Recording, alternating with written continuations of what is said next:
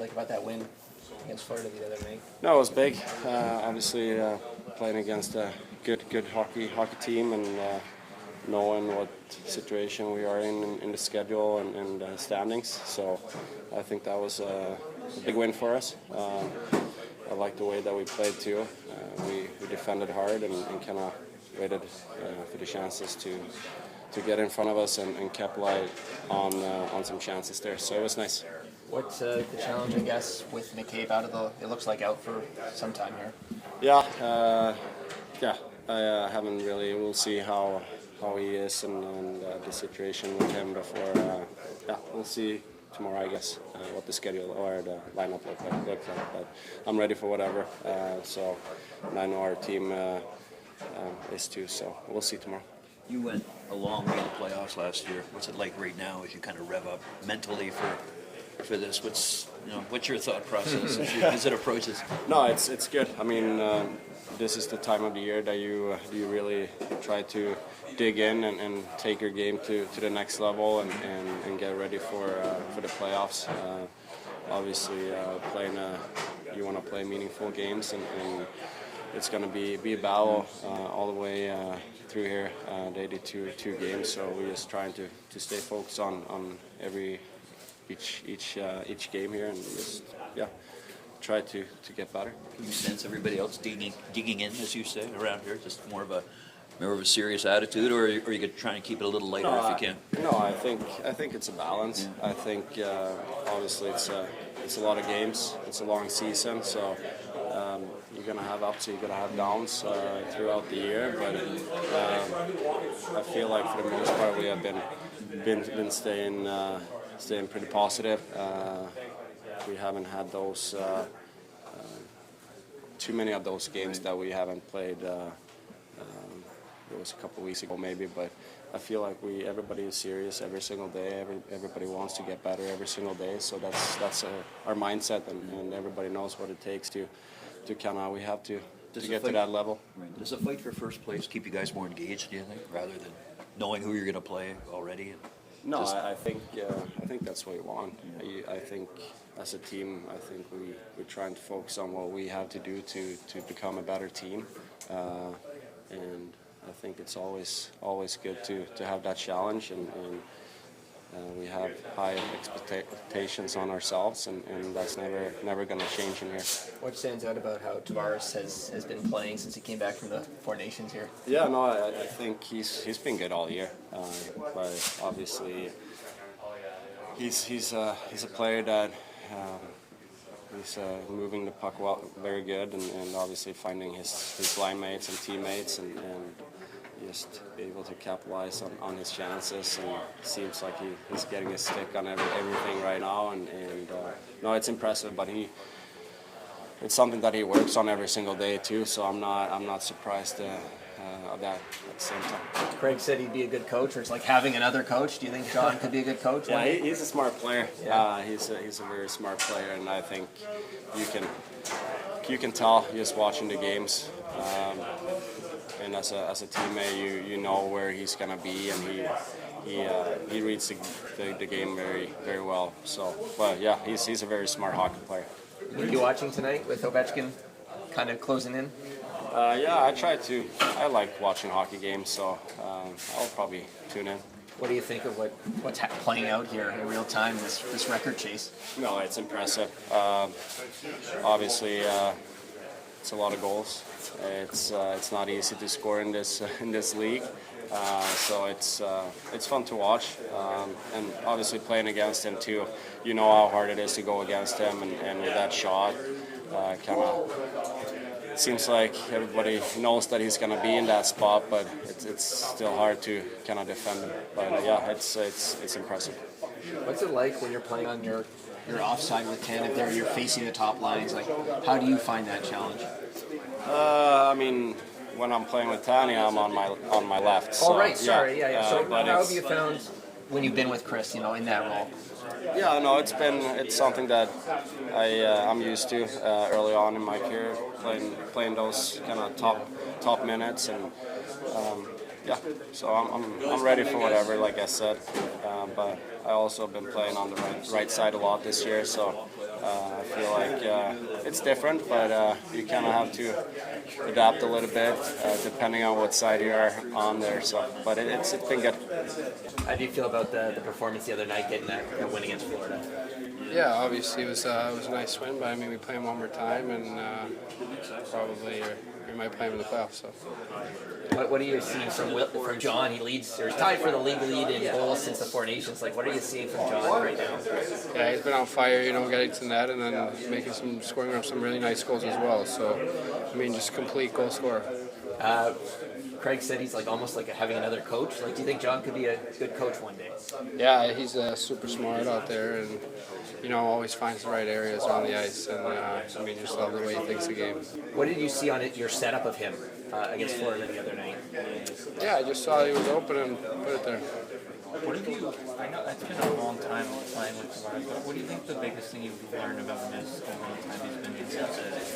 I played with him for such a long time. I mean, there's so many things you can learn. I mean, I'd probably say the number one thing is the consistency that he brings every night. I think that's the biggest thing. I mean, there's so many good things, but I think that's one of his strongest assets. He's consistent every night. What about his work ethic? I think he's still out there. Like, what stands out about the way he Yeah, grinds? obviously the work ethic too, but that's what I'm saying. Like, that's part of consistency every day, doing everything every day, practice, game, whatever, day off. Are you going to be watching tonight? Ovechkin closing in on the record? Yeah, maybe. We'll see. What do you think about what's playing out here in real time or seeing history? What's it been like seeing Ovechkin kind of track this down? Yeah, it's awesome. Just incredible. No, I don't think anybody thought that would happen, and now he's there, and it's probably going to happen very, very soon here. So, I mean, it's just incredible to be able to see it happen. And you get to say you spent some part of your childhood, with the all-time goals king in the NHL. What's your favorite Ovechkin memory from when you were running around as a kid in Washington? I don't know. He took our sticks and hit them, on the ice and stuff. So, like, small memories like that when we were kids. He hit your sticks when you were just out there after? Yeah, like when we were practicing on the ice after he took our sticks, and then we put them in like above the penalty box area where the camera was, but he just put them up there so we couldn't reach him or whatever. So it's fun. Did your dad tell you any good stories about playing with him? I haven't really asked him, but I'll have to ask him that. We'll see what the update is on Jake in a little bit, but like when he's been out, what's made McCabe hard to replace this year? Yeah, I think, I've talked about him being a heart and soul type of player. The emotion he brings, the competitive element, physicality, blocking shots, battling along walls and things like that, but also, his ability to contribute offensively, keep plays alive, great awareness out there, and playmaking ability, and maybe not just, finding a great passing lane to set up a guy for a goal, but just, breaking the puck out of your own end. Just quick on the transition, making the right reads and moving the puck quickly, things like that just go a long way into your team playing really well offensively and with a lot of pace and connecting our game in all three zones. So he's just a major factor in so many different areas. Kills penalties. He's obviously had his fair share of cuts, bruises, things that we've seen where he's just battling, competing. So he just brings that type of emotion and passion that I think guys feed off of and is really important for any hockey team, but certainly for us here. When you say he's a heart and soul guy, is he someone who will speak up in the dressing room when the team needs it? Yeah, he's definitely a vocal guy. Like I said, plays with a lot of emotion. I think he brings that not just on the ice, but throughout the locker room and how he prepares himself on a daily basis, and certainly game to game, period to period, things like that on the bench. So he's very much accounted on for us here with his leadership on and off the ice. Your hot streak, a lot of people are pointing to like the Four Nations break as being the start of it. I'm just curious what impact the break at all you feel like had on you, whether the rest helped or you were motivated watching that hockey and obviously wanting to have been there. The motivation never changes. I think obviously would have loved to have been there, but it is what it is. I got to spend some extra time with my family, which I really enjoyed. I had a really difficult travel coming back with that ice storm weekend, and the unfortunate incident with the plane on its landing, and so it wasn't quite the recovery coming home I was hoping for. But regardless, you got 9 or 10 days off, whatever it was, to kind of lay low and rest up. Obviously, get away from it mentally a little bit, and do what you need to do to stay sharp and take care of yourself physically. And when you come back, you want to get back up to speed really quickly. So, I felt really good, I think, about my game all year, the habits that I've built, and the consistency I'm trying to play with, and the type of process that I have to help contribute to the team on a nightly basis. And, just trying to approach it, one day at a time as best I can. And a lot of trust and belief in my game and what I can do. And certainly, I think with the way that I've been playing and what I'm focusing on. So, I've been a big beneficiary, certainly, of my teammates, my line mates. So, I think just trying to, like I said the other day, just really boring, but one day at a time. So try to have a good day today, and really excited about getting to compete again tomorrow. Frank was saying he appreciates your mindset. It's like having another coach around, and I was just wondering if you've thought about coaching one day, many years in the future, whenever you're done playing.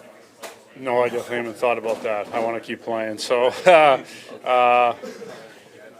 got you guys have seen my two young boys, so it'd be whatever happens, it'd certainly be a lot of fun to be around them and be a part of that if they continue on playing or wherever it takes them. I like to just obviously think that I've gained a good amount of experience and knowledge playing in the league and about myself, and just the ebbs and flows of the season, and yourself individually, personally, the team, a lot of experience through that. So just try to help, whether it's my teammates, the group as a whole, or feedback with, Craig or the coaching staff that, my experience, obviously been through it a few times, that can contribute in that area. Well, team practice today seemed to get the right mix of intensity and a little fooling around afterwards. Are we looking to see the last few days heading into play? Yeah, there's not too much practice time left here, right? So I think we talked about trying to be really sharp and execute. But it's a long year. We're obviously in April, playoffs right around the corner. So having that type of energy and having fun with one another is always important, and keeping it light and competitive at the same time and finding that balance. So that's what the great thing about playing on a team, and certainly being in a locker room with different types of characters, different types of guys that bring different elements to the group, and how they impact everything on a daily basis, from the mood and the type of energy guys bring and the vibe that we have. So I agree. I think it's great to have a balance of that, and good to see today. And we know tomorrow's another important game, obviously coming off of a big divisional matchup and playoff type of hockey game, playing a very desperate team tomorrow. Very offensive, very dynamic, and we know we got to make sure we're ready to play. There's still, even though we're down to the last few games here, a lot up for grabs, and important to keep our game trending the right way and earning the results we want. Will you be watching tonight with Ovechkin on the doorstep of history, and just what do you make of this history? Yeah, maybe. Yeah, I thought about that. I saw who was playing today and whatnot, and obviously he's right there. It's pretty remarkable that we're going to see something that's hard to fathom to be broken, and Wayne's record and what Ovi's done in the league. So, yeah, I wouldn't be surprised if many guys around the league tune in to see it and maybe see it live. What can you tell us about McCabe's status? They're both out tomorrow in the cap. Yeah. McCabe, was it on the hit by Verhege there at the end into the boards, or was it the collision with the linesman? I'm not sure when it happened, to be honest with you. I really don't know. What's I mean- yeah? They're out tomorrow. Okay. What's made McCabe hard to replace? I think records like 4 and 5 without him this year. Well, I think he does a lot of things for us with in terms of a shutdown defenseman, with Tanev, or, he's had different partners, but, just his defensive play, his physical play, leadership. He brings a lot. PK, it's hard to sit here and say, oh, we can replace him. It's pretty tough, but we got Myers will go in tomorrow, and, we just got to step up with him. Are either of these things looking like longer term, or is it more of a day-to-day for these injuries with Campbell and McCabe? Right now, I'd say day-to-day. I can't really comment on that too much about how long it's going to be. Yeah. Go ahead. What do you hope to see from Myers coming back Well, same thing he brought before. I think Mizey, simple, plays aggressive, big, kills plays. He's physical back there and just, make the simple play with the puck and be good at your net front and penalty kill. That's really his role, right? So he's done a good job for us this year when he's played, when he had to be in there. I don't think anything changes with that. Greg, is the Riley-Carlo pairing taking the steps you want to see? Yeah, I feel like Carlos, a lot more comfortable and understanding his partner a little bit more, and he's like a vacuum out there around our net, things like that. Just eating things up and stick details and size, and yeah. So I feel like it's getting a lot more continuity between the two. How would you assess Ekamn-Larsson's ability to kind of jump up when you've had an absence and play in that top pair role? Yeah, he's very good at that. Like, he can jump from, playing right side to back to the left side, different pairs. I mean, he's done it all year, and I don't think it bothers him or affects his game, to be honest with you. Looking at tomorrow's game, what's Columbus done to kind of mess you guys up this year? Score goals. They're good. They're good at it. They got a lot of talent. Some big guys with talent, and Werenski's, he's obviously one of the top D in the league, in my opinion, at transporting the puck, skating the puck, getting involved offensively in the play. He's very good. So, yeah, we have to do a better job of defending and checking this team because they can put the puck in the net. You mentioned the other night that Tavares is almost like talking to another coach or being around another coach. What are the coach-like characteristics you see in Tavares? Well, he looks at what's going on, with the team, players around the room, just a little bit of everything, Like he's pretty dialed in with all that, the feel of things. So he's always a good guy to talk to about stuff and what he's feeling and what he's thinking and what he's seeing. What is the biggest adjustment to go into coaching when you've been a player? I know the lifestyle can be kind of challenging. Well, I don't know if he's going to coach. No, I mean, that's many years in the future. Yeah. Just in general, he also said. I think it's going from a player to a coach. You focus on yourself as a player and your play, and what you need to do to be better and to try to improve, and in the moment and future. Right, as a player, you want to try to get better. And what can I do better now? What didn't I do good enough last game? Those types of things as a player. So your focus is really, about yourself. When you're a coach, you got to worry about everything. You got to worry about every player, the team. Well, there's a lot more.